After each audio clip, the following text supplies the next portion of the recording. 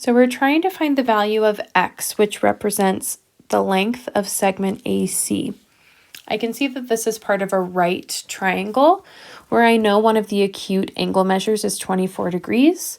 I also am given that the hypotenuse is 3.8. So let's look at what x is in relation to this angle measure. So I see that x is the opposite side from that 24-degree angle.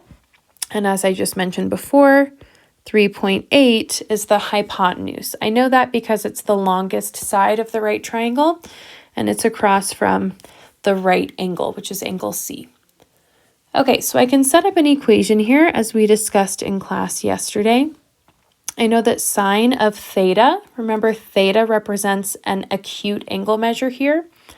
Sine of theta is equal to the opposite side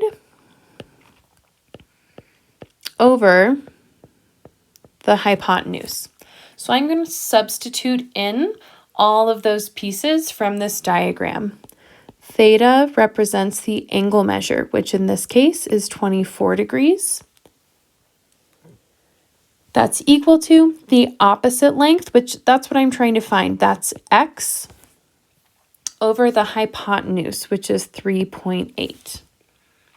Okay, so I want to isolate x. I want to solve for x. To do that, I need to get rid of this 3.8. Right now, I have x divided by 3.8. I know that the inverse of division is multiplication. So I'm going to multiply both sides by 3.8 in order to get x by itself on the right side. So the right side, only x remains. The left side, I need to type this into a calculator. I can do that using my Desmos calculator. So I'm going to go to the scientific calculator on Desmos.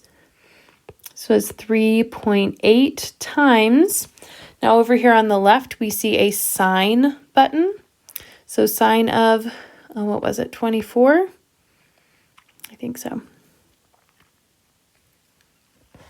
I didn't specify what to round to here. I will for all of the problems that we do together in class.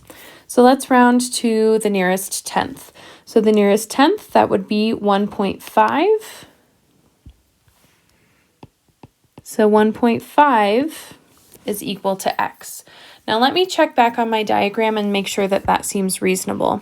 So could x be 1.5, this length of AC? Yeah, when I compare that to the hypotenuse, which was 3.8, that does look like a reasonable length. So I think we did okay here. So 1.5 would be our answer.